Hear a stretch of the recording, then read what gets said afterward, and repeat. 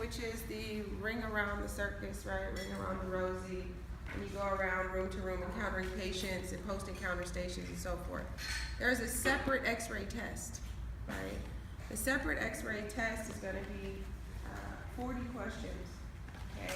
And it's going to be ultimately 4 questions per station. So you're going to have a total of 10 stations associated with the Part 4 x-ray portion of the test, okay? Now at each of those 10 stations, you'll be answering 4 questions to do with that case that you're viewing. And you get 4 minutes to do that. So at each station, you'll be there for 4 minutes with this one case, and you have to answer, or give 4 answer choices, okay? They have it in a listed format, so it'll be like, pick 2 of the following that apply. And you'll have options there. And you'll need to pick 2 out of the list that apply. So say, for example, you're viewing a case like the following.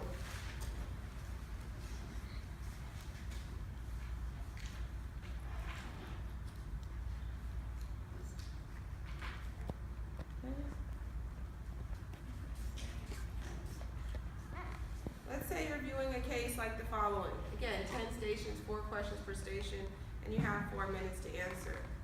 So here's a case. This is a lateral cervical radiograph, and this patient has a few things going on, right? They've got a posterior ponicle, they got a less than optimal cervical lordosis, maybe we'll call that an anterolisthesis, and we've got multi-level disc space narrowing. Sorry, this was on a timer. I'm going to take the timer off.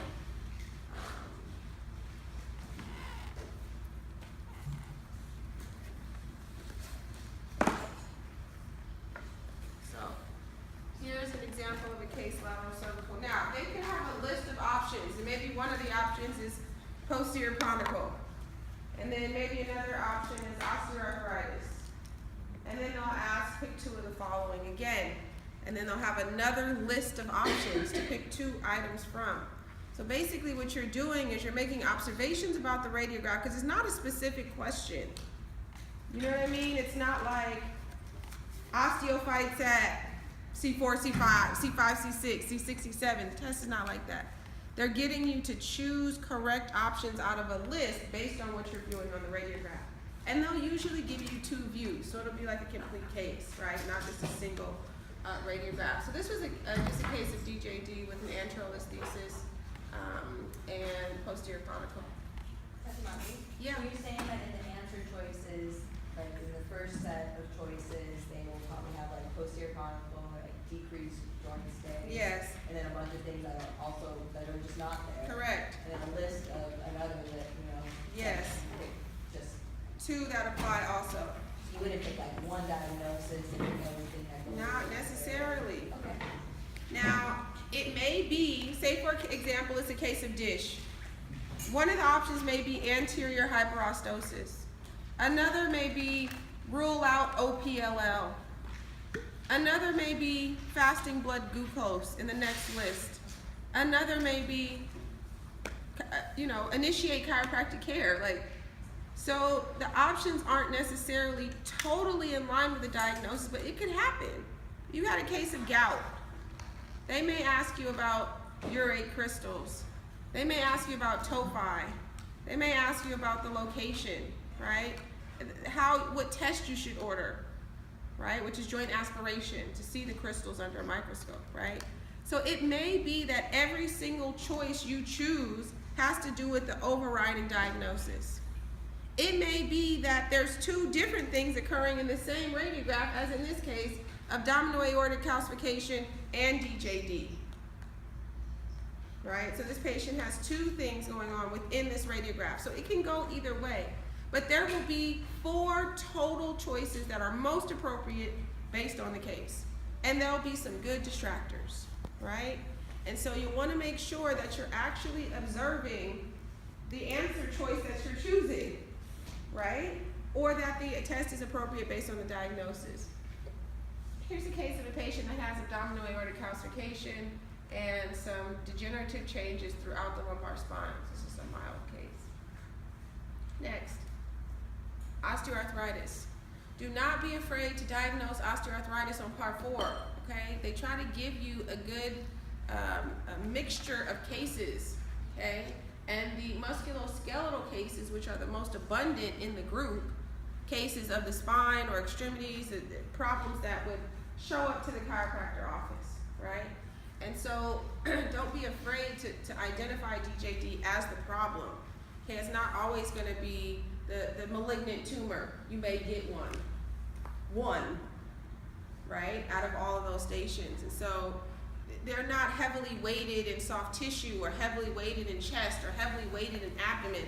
The majority of the cases have to do with musculoskeletal diagnoses, okay? And you can expect to get a chest or an abdomen. You can expect to get an extremity. You can expect even to see at least an advanced imaging case.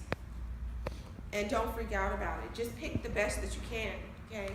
Everybody walked out of part 4 saying, I don't know.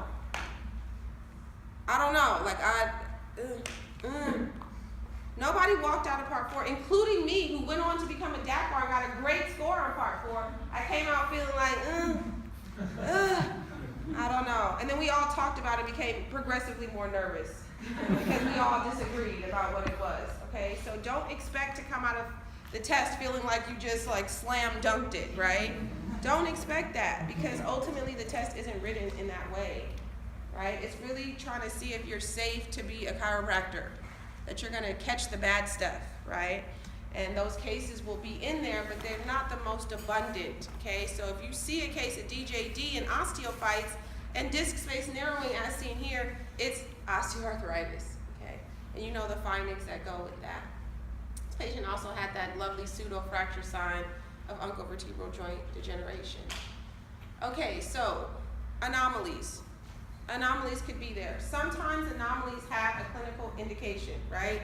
Here's a case of a cervical rib. Notice C7's TP is really long, especially on the left side. Shouldn't be longer than T1, and you got this extra piece of rib, right? So you're thinking TOS type of symptoms. Maybe they give you an orthopedic test. Maybe you need to do the one that one, right? I can't remember the name of these tests. There you go. All right, so congenital blocks versus surgical blocks. So good to see you all. I don't see a lot of you, so it's good to see you guys. And best of luck to you all next week. Don't freak out, okay? You know the stuff. You studied, you probably did your reviews, you took ICE, you've done this and this and that and that and that, okay? So you're ready for the test. Don't feel like you don't know anything, even if you feel like that, okay? I went into part 4 really kind of stressed out, and it's normal to feel stressed, but you know that you've been trained to pass this test, okay? So you've gone through the rigmarole that's necessary. Here's a case of a couple of anomalies. This is a congenital fusion. You know it's a congenital fusion because there's a rudimentary disc, the posterior elements are fused, and there's that lovely wasp waist deformity. So every finding associated with congenital block is present here. Sometimes it doesn't look so pretty, right? Sometimes you don't get neural arch fusion, but you're still looking for that wasp waist deformity and that little rudimentary disc, right? And this patient also had some elongation of those TPs. Versus a surgical block. This is a surgical block. It's cylindrical, doesn't have a wasp waist deformity, doesn't have a rudimentary intervertebral disc, and the neural arch would never be fused. Okay, so that's the difference between a surgical and a congenital block.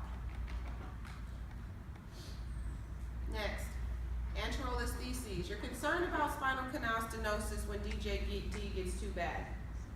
Okay, when DJD gets too bad, you're worried about spinal canal and or neuroforaminal stenosis, right?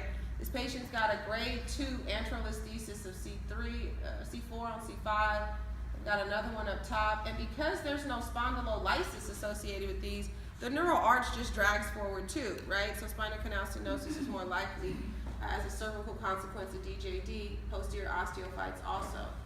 So they may ask you about, what type of test would be useful in this patient. MRI would be the best to rule out cord compression from spinal canal stenosis, right? So the appropriate follow-up test may be an option if necessary. Lateral thoracic radiograph, this patient has DISH, right? Diffuse idiopathic skeletal hyperostosis. Remember, it's also known as a Forrester's disease or Forestier's disease, right? Middle-aged males, mid-thoracic spine stiffness. Read the history. Every case will have a history. And it's all on purpose. Like, all the words in the history are on purpose, right? The age of the patient, the gender of the patient, and the complaint. Okay, so they're not going to give you a complaint of, chronic, mechanical low back pain, and the patient has a malignant tumor. Like that, the history is going to be like progressive pain, worsening symptoms, or whatever. So the history will be consistent with the case, which is why you should pay special attention to the history. Read it, right? Yeah. How do you differentiate this and AS in thoracic spine? If they're going to give you a case of AS, you'll get lumbar spine showing fused SI joints. Okay. They would never do. No, just or the history. 20-year-old male with stiffness, right? The dish patient's going to be 50. Yeah. So the age range too, consider that. Even if you see a lesion in bone that you think is a tumor, consider the age of the patient, right? Old people, Mets myeloma. Younger people, primary tumors, right? So here's a case of dish. They would be stiff and they'd have that chronic progressive stiffness complaint. This was a case of calcaneal and vesophytes. This is a degenerative finding. We had a case of Reiter's on part 4 when I took it like an eon ago. And the patient had a history of low back pain and foot pain, and they showed the heel. It was a young male, right? And so it ended up being Reiter's or reactive arthritis, and lover's heel was one of the answers. Another one was radiograph the lumbar spine, right? Sacroiliac joints. And so you're kind of just running through this, like based on the history, the appearance of the radiographs, literally picking the best options that you have available to you from those lists of questions. Hydroxyapatite, also known as calcific tendinitis, right? This is very, very common. This is not a contraindication to adjusting. Think about contraindications like instability, malignancies, things that you would step away from, because they may have an option, contraindication to chiropractic care, right? This is not one, but there may be some, right? Patient has an aneurysm or something like that. You definitely want to cease or not initiate chiropractic care. So this hydroxyapatite, most common in the shoulder. Next, degenerative change, intercalary bones. One of the most common diagnoses missed on ICE is DJD. You guys get everything else, but DJD for some reason is like uncommon. No, it's the most common thing to occur, right? So expect at least a case or two on the test to be a degenerative change. Okay, fractures.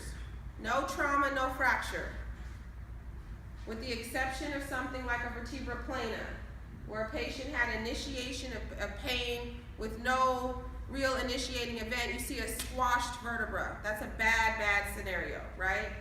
Malignancy, Mets, myeloma, something like that. Outside of that, you get a younger person with trauma, consider a fracture. No trauma, no fracture. Okay, you'll see lucencies. These are plain films. You guys are used to looking at really crisp, amazing radiographs provided by your amazing faculty, right? But ultimately, this is a plain film test, okay? So film quality may be suboptimal in your opinion, but in the case, you can see what you're supposed to see, right? And so even if it's not the best quality, the findings are visible, which is why they made it, a case in the test. So here's a case of, what do you call that? Jones or Dancer's fracture, right? Next, transitional segments. These are just anomalies, right? These patients have tendency to have pain. In this case, L5, large spatulated transverse process, accessory articulation. This patient would likely have low back pain, right? This is the worst kind of transitional segment to have. Now, obliques. If they give you a set of obliques, the patient probably has spondylolysis, okay? Pars defect. There's no real other reason to take an oblique. You can see the facet joints, but who cares, right? Obliques are for pars. And so if they show you a pars, there may be a defect. In this case, there's a pars defect at at L3. Wait a minute, hold on. Oh, excuse me, this is the sacrum. 5, 4, there it is. L3. Yeah? Can you talk about the cervical oblique, your rule that you do down the front? Yeah.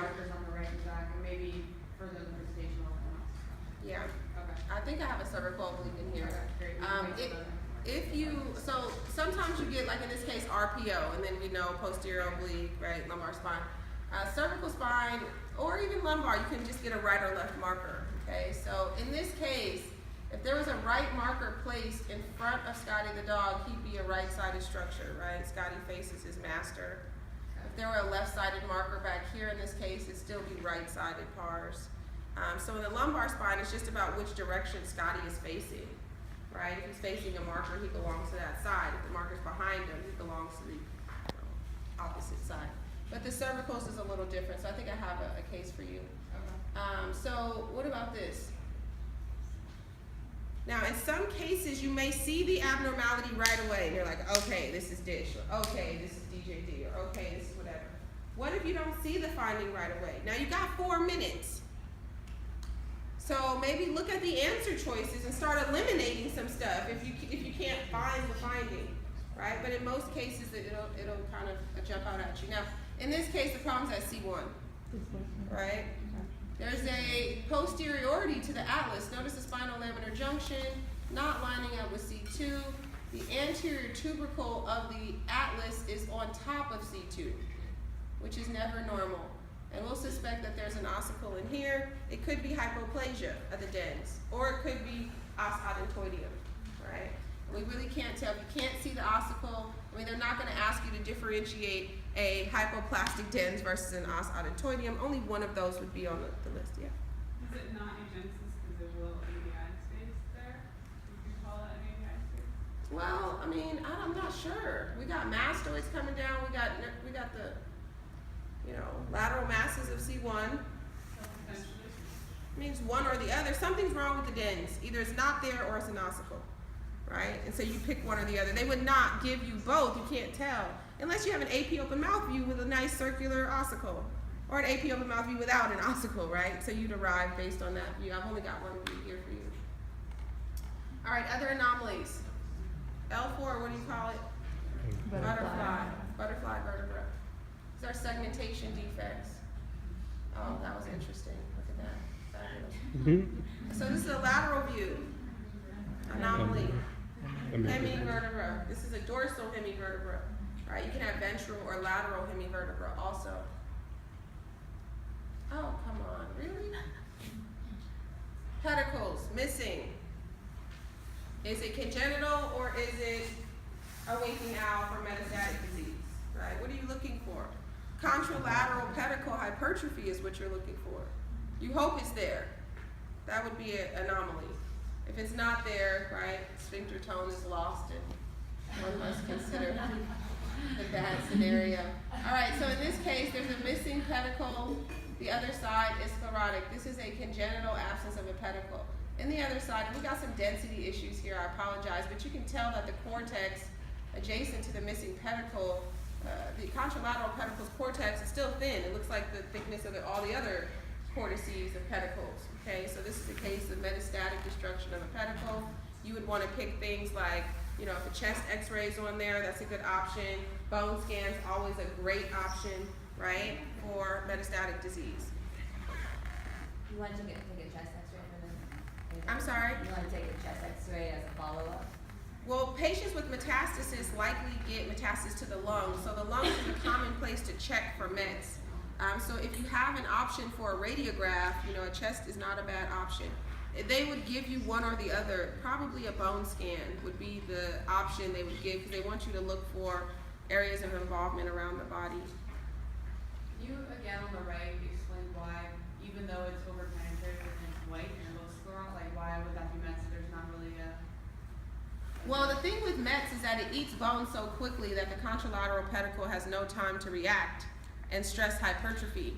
Right, so that contralateral pedicle is white, but it's... Oh, no, see, just at the top of the film, we're having some density issues so you here. can't assume that it's hypertrophy, you can just assume that it's... Well, you can kind of see the cortex of the pedicle. Look at this inner cortex here on the contralateral side.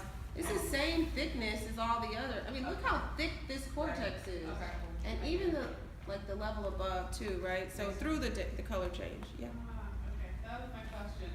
The one on the left, the right pedicle, obviously looks the area, but the left pedicle and the one above it seem just as sclerotic. Yes, they've been so lonely in life, they've had to carry the stress of their absent brother their whole life. The So bottom- stressed out. But the bottom one doesn't look as sclerotic. I agree. Okay. You're really looking at the level with the missing pedicle. Is the other side sclerotic and super dense or not? Right? If it is congenital, if it's not, it's a problem, like a bad problem, right? And a bone scan is a good way to go. The most common mets in a man is prostate, most common mets in a female, breast, right? Just based on incidence. So those are the two most, the highest incidence of malignancies leading to metastasis. This is a very common anomaly known as ninth class. We got spina bifida occulta S1, super elongated L5 spinous process. Pain upon extension would be the symptom associated with this that may be in the history. Okay, supracondylar spur, no one cares. Carpal coalition, look at that. Fused carpals. I mean, the likelihood that you get an anomaly, you probably wouldn't get more than one. This is a scrambled spine. This patient has a hemivertebrae that's attached to another vertebra, and so this is producing a really, really severe scoliosis. So when you see scoliosis, it could be just scoliosis, right? Like a young person with scoliosis. It could be due to a structural problem, like an anomaly, like in this case, right? And then there's other things that lead to scoliosis. Neurofibromatosis leads to a really severe scoliosis. You get IVF widening from the dumbbell lesions. You get the posterior vertebral body scalloping, right? And then you got potential for lesions to cause scoliosis, like an osteoid osteoma of the spine, producing a really painful scoliosis, right? And I doubt they give you that case. I haven't seen it pop up, just getting feedback from students. But they have had cases of scoliosis due to neurofibromatosis, and they've had cases of scoliosis as idiopathic, kind of adolescent scoliosis, and then asking about Cobb's angle, asking about potential bracing and so forth. Yeah? How do you tell if it's left or right without You can. I mean, sometimes you can see the liver shadow, like in this case, here's the liver, and so we're sure that that's the right side of the patient. But you should have a marker. They're not going to ask you about left and right without there being a marker present on the film, right? You can't just assume it's the right or left side. Yeah. For the case management of the congenital, like hemivertebral scoliosis, what is that? Chiropractic care. Is it the same? Do you still brace?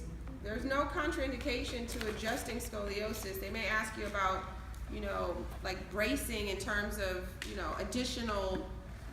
I mean, it's not a specific question, so you just have it all in a list of things, like chiropractic care, bracing, Okay.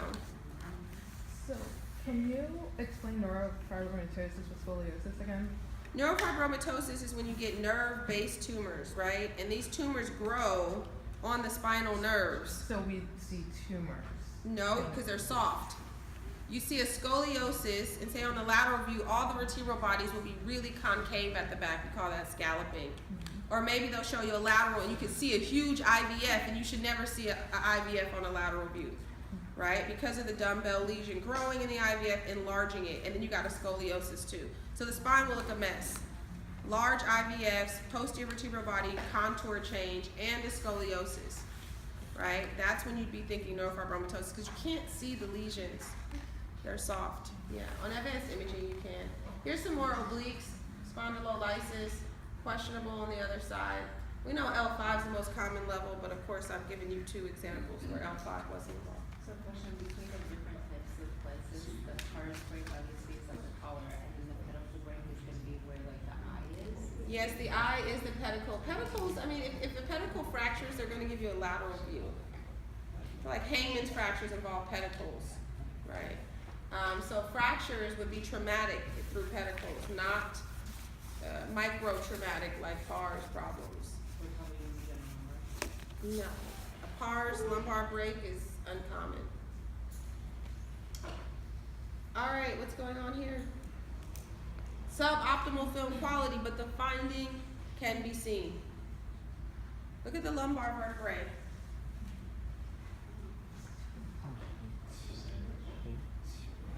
Bone within a bone. Okay, the sandwich vertebrae applies to this diagnosis, but from the AP view, we're calling this a bone within a bone.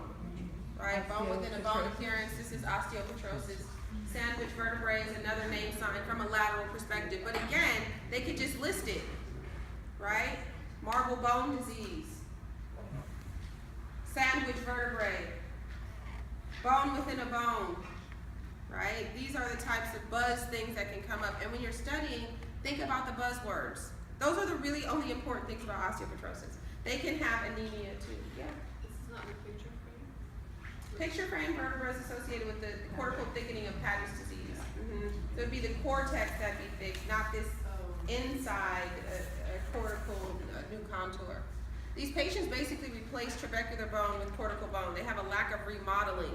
So they lay down cortical bone in the medullary space. So fracture is a possibility. The bone is weaker. Pathologic fracture are common in patients with osteopetrosis. Here's another, this is a lateral view. So here's your sandwich vertebrae, okay? These look different from Rutger jersey. I get a lot of questions about how these differ in appearance from Rutger jersey of HPT. Rutger jersey is, first of all, not as well defined. It's kind of a diffuse, like an ill-defined whitening of the top and bottom of the vertebrae, right? And it goes all the way to the edge of the vertebrae. Because this is truly a bone within a bone, you don't get this density all the way out to the anterior margin. Okay, so it literally looks like a little small vertebrae inside of the vertebrae. So the bone within a bone appearance is a very, very good name sign for that. Here is abdominal aortic calcification also, right? Yeah. Is there something going on with the ribs as well? The ribs are okay. You're just seeing the ends of them where they meet the costochondral attachment point, if you will. So it's just the dimensions. Yeah, they're okay. Between osteopetrosis and like the H cell or H vertebrae from sickle cell anemia, do those look similar or just? H vertebrae are caused by central depression of the end plate. So The end plate will actually also be. the end plate in this case, let's say, would be missing right here, and it'd be dropped down to this point. Okay. So you have a drop off, like a bolded H, right? You got the top of the H's, and then you got the connection point down low, like in the center.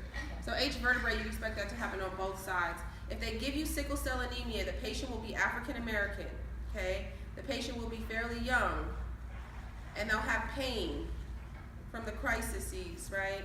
And then showing you that those H-shaped vertebrae. So you have to put it all together, right? Usually they'll show you a thoracic because that's where it's most prominent. What do you think? It's a young person or a child. Look at that. Osteopetrosis. It's so white. Everything's white. Marble bone disease, right? Sandwich vertebrae bone in the bone. Sabershire? No, Let me tell you why it's not Paget's.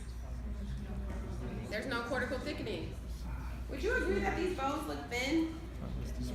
Yes. What if this patient had blue sclera? Osteogenesis imperfecta. Okay. Thin gracile bones. They're osteopenic. The bones are really slender. They're really long. The cortices are really, really thin.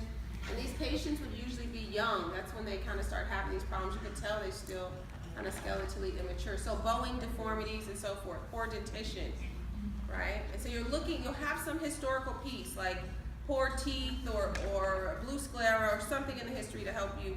But ultimately these bones look super thin, they're bowed, and they're super osteopenic. Look how thin the fibula is. It's like a little violin string or something like that. All right. I don't know if they'll give you a case of acromegaly. They may. Acromegaly is excessive growth hormone in an adult.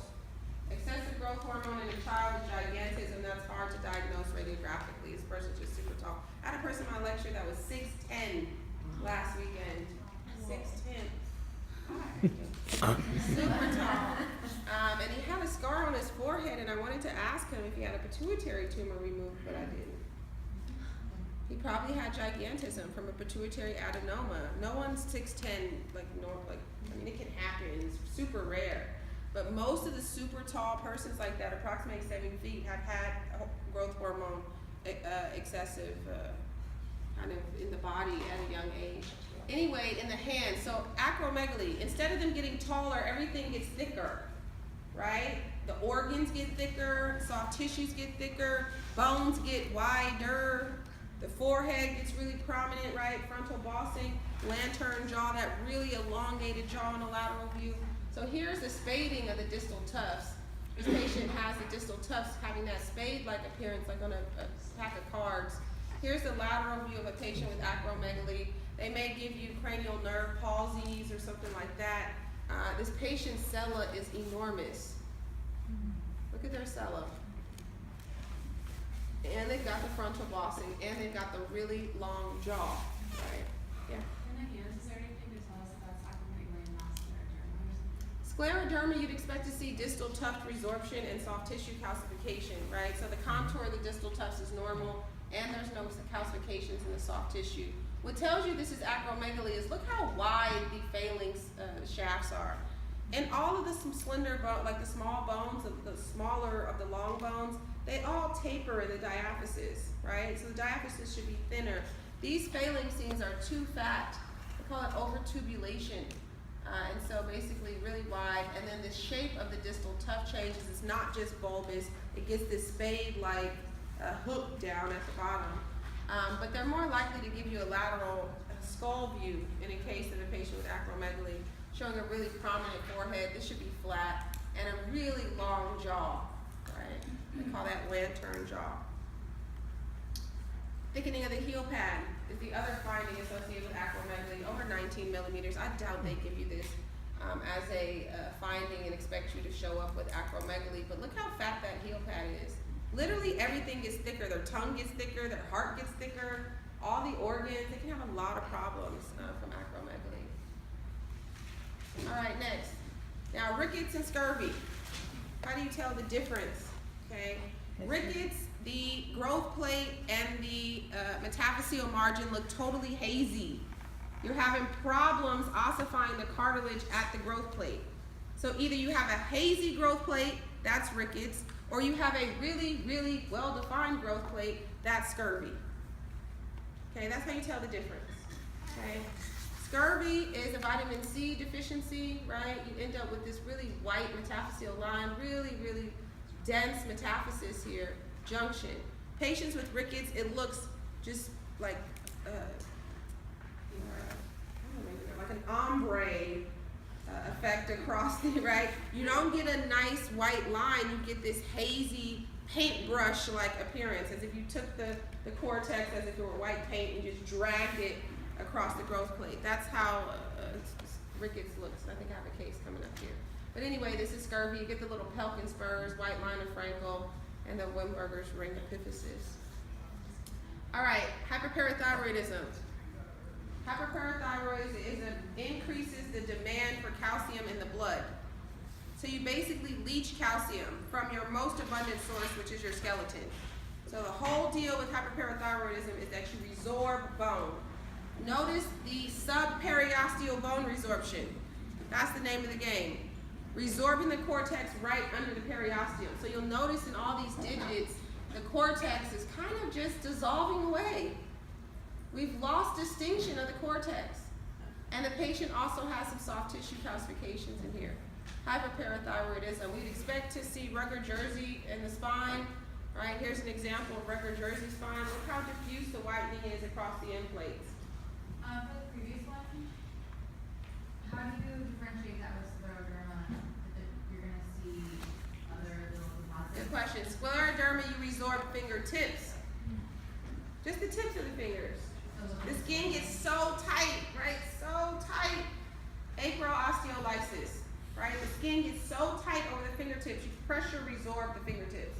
So you'd expect the resorption to be confined to the fingertips, not including all of these areas lower down. And you expect to see globular soft tissue calcification. This is vascular. This calcification is occurring in vessels. Notice the linear nature of it. Okay, so vascular calcification is HPT. Scleroderma is just like deposited in the subcutaneous tissues. There also be a difference in the history, maybe? There will be a difference in the history. Patients with HPT, I mean, I don't even know what they give you as a history. The patients with scleroderma, they have systemic problems. They've got lung problems, kidney problems, skin problems, GI problems, like they just problem-laden because it's a systemic condition. So you can expect some visceral symptom or some attribute to the full nature of the disease, right? Being a systemic thing.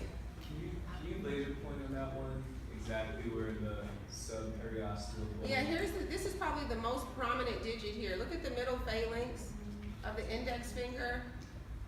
Look at the next phalanx. You should have a really clean cortex. When you look at bone, you should have cortex, medullary space, right? Defined cortex. There's no defined cortex here. This just looks like all trabecular pattern with no nice cortical line encasing it. So that's really the first kind of finding. And then you'll notice that there's just bone missing. I mean, let's look at the other side. Same thing. So it's not just the fingertips. It's occurring here too. There's a whole slender portion of bone missing here. Same thing here. Where's the cortex? Right? Just looks lace-like, trabecular pattern. And the brown tumor? Yes, brown tumors of hyperparathyroidism are part of that bubbly lytic differential diagnosis, right? So that is a small brown tumor. Does that have to do with fat at all? Or No, it has to do with blood. Brown tumors are actually brown upon visual inspection. It's like blood products collecting in this space. Somebody else had a question? No. Just gonna say for like, just because of the periosteal or the neocortex is how you differentiate between acromegaly, because this also looks larger and. Yes, acromegaly will thicken. I mean, no slender soft tissues. That patient with acromegaly had really thick, fat hands because the soft tissues get thicker too, right? So patients with HPT, the most abundant findings are in the bone. They could also give you a AP view of the lumbar spine showing SI joint widening. That's another common presentation of HPT, that the SI joints get really wide from the resorption. So here's a great example. Look at that, wide SI joints, super wide. And you've got these dense end plates with not a really nice distinct line. It just kind of fades into the normal density and fades back into the increased density. Rugger Jersey spine, HPT. Here's another case of hyperparathyroidism. Notice the vascular calcification, notice the resorption of bone along where the cortex should be, right? Really no distinct cortical margins here. This patient also has hyperparathyroidism with some arteriosclerosis. Pathological function. There is definitely a pathological fracture. But look at the growth plates. They look really hazy. It's the other metabolic condition of the child, right? This is rickets, vitamin D deficiency, okay? They're not able to ossify the cartilage or proliferating at the growth plate.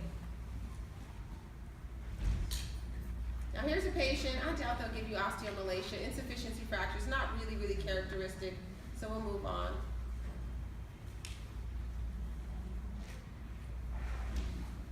Now, if you were thinking corduroy cloth, you're right, but it's at every vertebrae. It's at every vertebrae. Hemangioma would be a singular lesion in one vertebrae, and then all the rest would look different. Here's that again. Here's the biconcave fracture deformities of osteoporosis, right? They call these fish vertebrae. Next.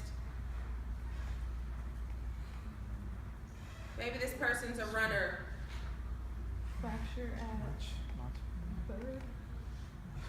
This is a callus formation. This was a stress fracture having occurred at the third metatarsal. They call these march fractures because of new recruits in the backpacks and all the marching. They end up getting stress fractures in the feet.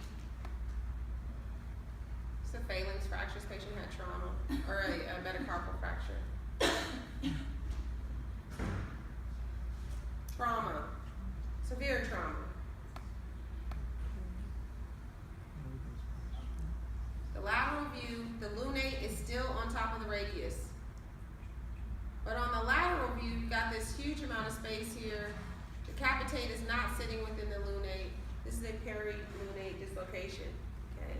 Now they wouldn't get you to differentiate between a lunate versus a perilunate dislocation, but they're looking for you to notice that the carpals are dislocated. Okay, as a consequence. Orthopedic referral is who traumatic patients go to. Okay, if the patient has an inflammatory arthritis, rheumatology.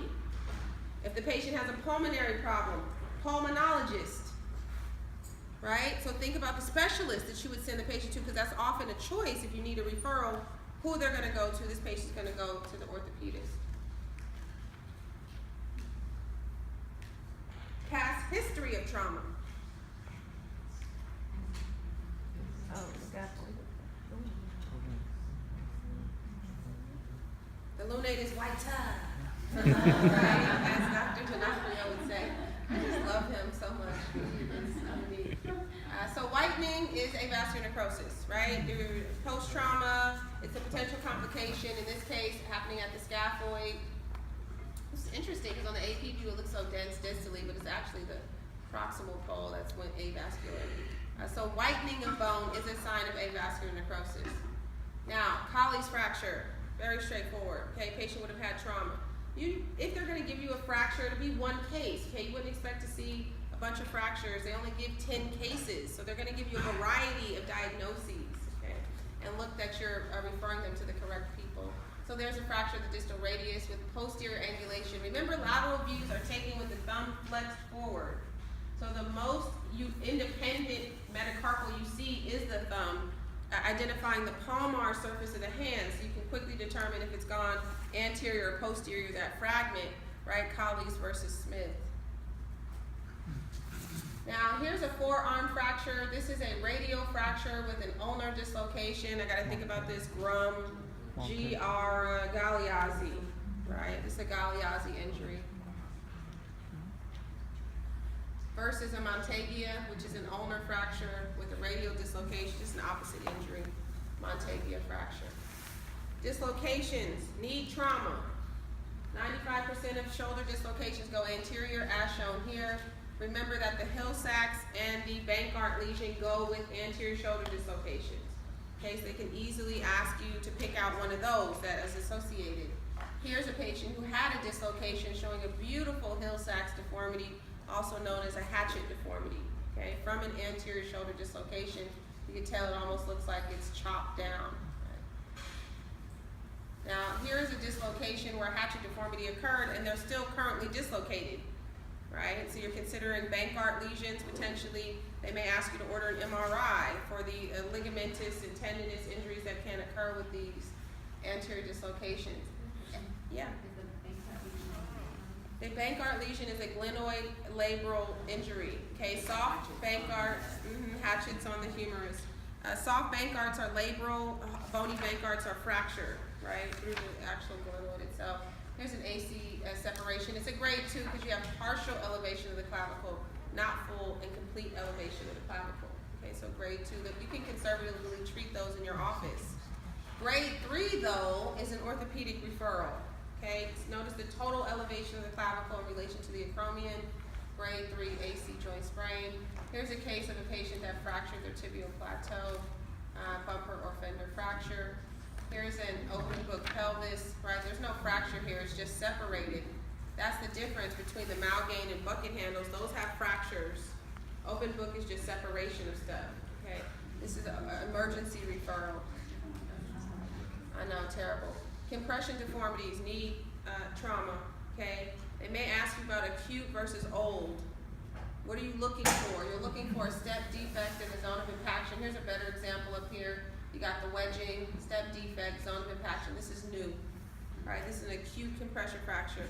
Only the wedging is present after it heals, right? And you expect to have an absent step defect, an absent zone of condensation. Now, this is no good. You can see that the vertebral body is fractured. The posterior aspect is suspect because it looks less tall than the adjacent vertebrae. Then you come over to the AP view, and what do you know? The interpedicular distance is really increased. This is a burst fracture, right? Burst fracture, emergency transport. Can you go over that one more time? What indicates that it's burst, so you would see the... Remember that compression injuries are only anterior column injuries. So a compression fracture, as shown in the case before, would only involve the anterior portion of the vertebral body. What's suspect about this is A, the appearance of the posterior vertebral body. It doesn't look like the one above and below. That's never good. And then you come over to the AP, and look how wide the pedicles are. Automatically a burst with widened pedicles. If the pedicles aren't widened on the AP, but you see a decrease... I would pick pathologic compression fracture without a widened interpedicular distance. Yeah. Yeah. What might be other choices you would see on the They may want, so rule out neurologic injury, like MRI, right? emergency transport versus non-emergent referral. Compression fractures are a non-emergent referral. These patients are fine to go to see their primary tomorrow or the next day. This patient needs to be on a spine board with a transport because of the risk of retropulsion, neurologic injury. MRI would be the best to see the nerve tissue. CT would be best to see the extent of the fracture. Orthopedic referral or neurosurgical referral. I mean, those are really the only options. Contraindication and chiropractic care may be an option with fractures in general, right? And so you don't know what they're going to put on the list, but the biggest thing is identifying what the diagnosis is, because you'll remember what's associated with that condition, right, and what the appropriate follow-up is. All right, so here's a patient that has, I don't know, something going on. Oh, here it is. Clay Shoveler's fracture, right? Distracted by the earring. Clay Shoveler's fractures are fractures, they'll go non-union. Here's some other teardrop fracture. Oh, bilateral interfacetal dislocation. This is unstable, patient needs an MRI. Hangman's fracture. Right, Hangman's fracture, hyperextension injury. They can ask you about mechanism. This patient needs an orthopedic referral.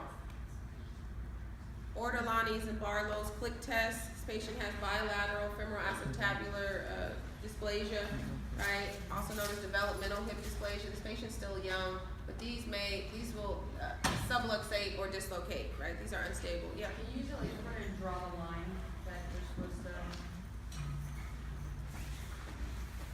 I mean, the acetabulum should be a cup-like structure. Notice how flat and shallow it is. And the femoral heads are oddly shaped. They're not spherical. Yes.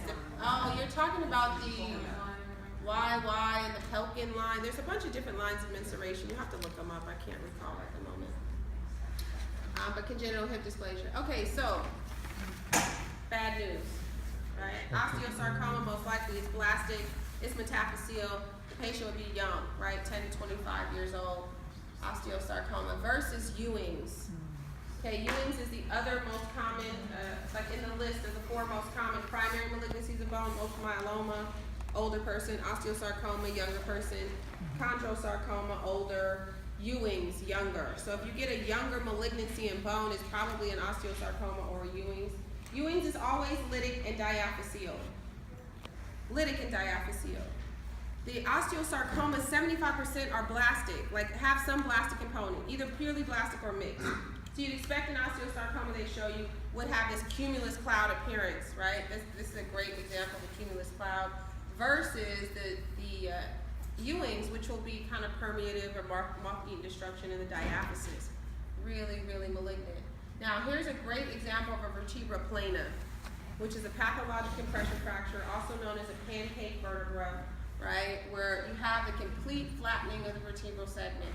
You can see it on the AP2. It almost looks like it's not even there because it's been occupied by malignancy and hollow, so that when it broke, it just involuted or totally collapsed, and that's why they get so flat. So that's a vertebra plana. Mets, myeloma, lymphomas are differential, right? There's a bunch of findings that go with multiple myeloma. Raindrop skull, punched out lesions. Then you got all the laboratory stuff. Bench-Jones protein, M-spike on electrophoresis, reversal of the A to G ratio, right? So there's just a bunch of stuff to go along with that. If they give you a case of multiple myeloma, you'll be right on point, picking all the pertinent things. Those patients need to go to oncology. That's a malignancy, right? Here's a case of Mets. You got an ivory vertebrae. Okay, not only do you have an ivory vertebrae, but you got other white spots too. That's Mets. If you just have an ivory vertebrae and it's enlarged, Paget's. If you just have an ivory vertebrae and it's not enlarged, you're still thinking malignancy, right? Mets or lymphoma.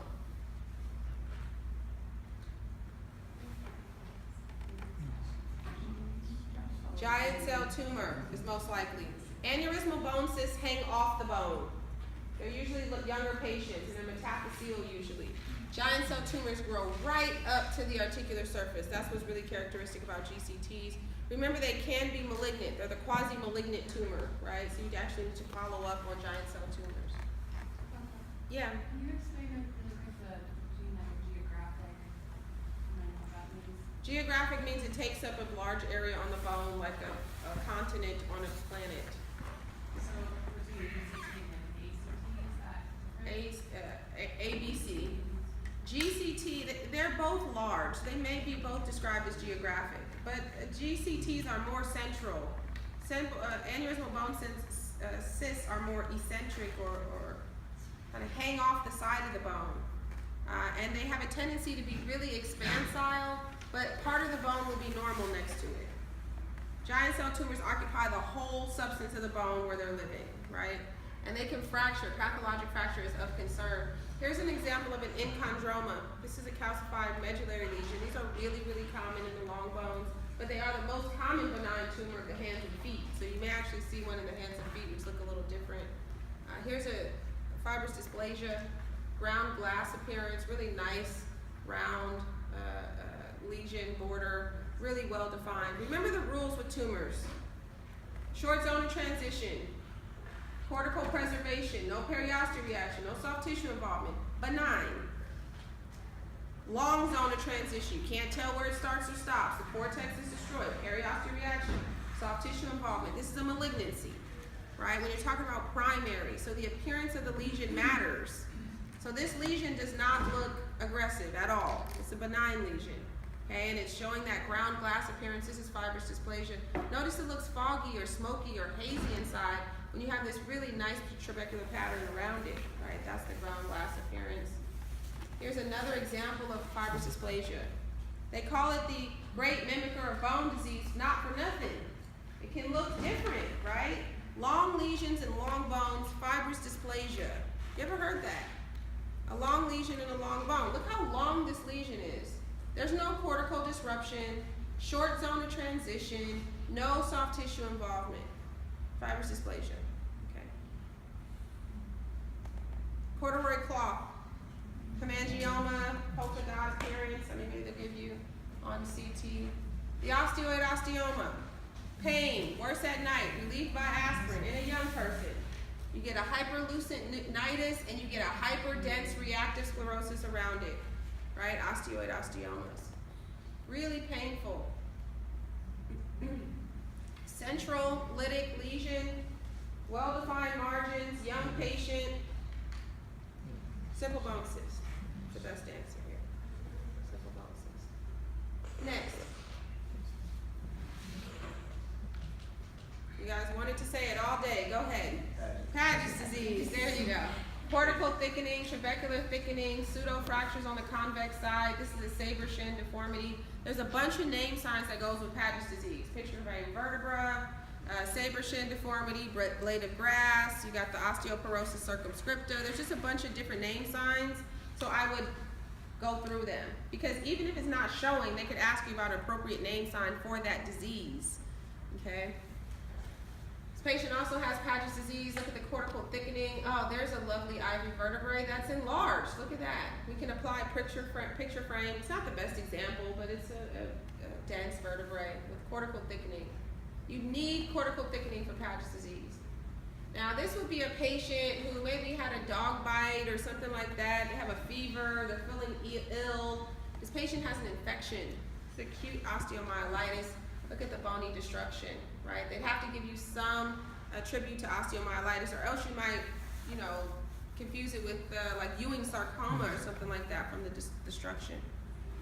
Is there a resource online or somewhere where they show just like lots of random films that, because it seems like between, you can Google something, you can Radiopedia it, but you're always looking for something specific. Yeah. Is there any sort of resource? I mean, all the ones like Radiopedia has a quiz option that you can focus on musculoskeletal, but the variety of cases is really random. So I mean, if you're going through it, you're looking for things that you recognize right away. Cool. That's the best option I've got for you. Here's chronic osteomyelitis. It looks a mess, right? Chronic osteomyelitis, the patient would have had an infection. But remember that in the spine, you're looking for single level disc narrowing. You're looking for ill-defined end plates as a sign of osteomyelitis in the spine, right? And so this patient should be sick, it should hurt, it should be progressive. And then let's cover a couple more cases here. Here's neuropathic. Licked candy stick, diabetes is most common. And so surgically amputated appearance, bag of bones, for the hypertrophic type. But at any rate, all of those are associated with neuropathic. Look at the bone just really going away. Here's a more characteristic appearance of neuropathic. This is the hypertrophic type. Remember the 6 Ds describing the hypertrophic type, and then the bag of bones appearance. Dish with OPLL. This is a contraindication. If you see dish in the cervical spine, look for OPLL. Even if they have dish in the thoracic spine, they may have rule out OPLL as an option, right? Or CT examination of the cervical spine, radiograph of the cervical spine would be even a better option, right? So they're kind of looking, dish, stiffness, middle-aged patient, anterior ossification, maybe posterior longitudinal ligament ossification, diabetes, right? Those are the points about dish that matter, and that's what you should be studying. Not that 2% of the time the patient with dish also had osteoarthritis and also had some, you know what I mean? Like the peaks of those diagnoses is really what you want to focus on. Here's dish in the thoracic spine, anterior hyperostosis, maybe you call it dripping candle wax. It's right there. Oh, okay. You should have no density behind the vertebral bodies besides pillars. See up here, it's nice and clean. Yeah. This is suspect. Remember, OPLL can be splotchy, it can be linear, it can be multifocal, it can be long.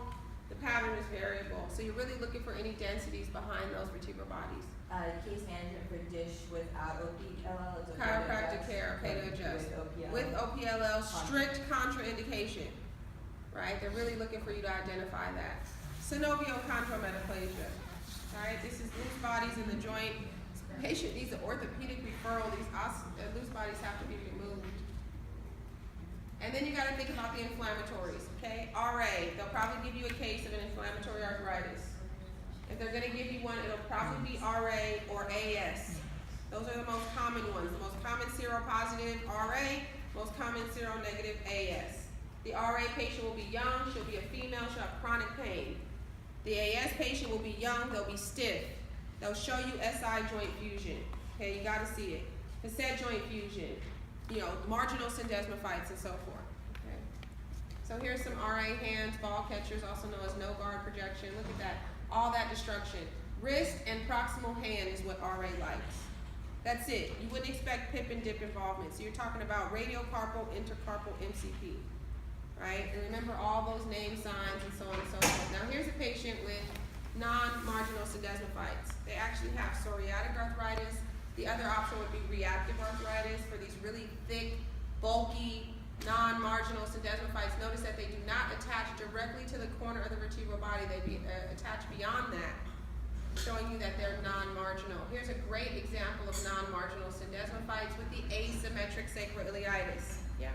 So between psoriatic and riders, you would pediatric history? With the history, rash on the skin versus recent infection or heel pain for reactive over psoriatic. Psoriatic really likes the hands, reactive likes the feet, so they may go there with the history. But these are non-marginal syndesmophytes and asymmetric sacroiliitis. And this will be our last slide versus AS. AS patient, fused sacroiliac joints. They're still in the sacroiliitis stage actually here, but look at the marginal syndesmophytes. Remember all the name signs. Ghost joint, star sign, bamboo spine, poker spine, trolley track, dagger, shiny corner, romanus, all of the above, right? All of these signs are associated with ankylosing spondylitis, and you'll want to have a hold on that, and I think that was the last one. And by the way, this is CPPD, right? Calcium pyrophosphate, pseudo gout, loves fibrocartilage. So the wrist of the knee, right? Pubic symphysis is also a common location. Okay, so in preparation for the test, it's a good idea to look at images. Would you agree? It's a good idea when you're looking at those images and know the diagnosis to reference the high points in your notes about that diagnosis, because once you identify that as the thing, now you got to choose some stuff associated with that. And that stuff may be findings, that stuff may be name signs, that stuff may be referrals, and that stuff may be should you or should you not adjust the patient. That's really where they're going with the findings and stuff like that. Okay? Good luck to you. You guys got this. Let me tell you that our Part 4 pass rate is high. So going, knowing that, have some security in that, and then of course put forth your best effort right? And be successful. All right,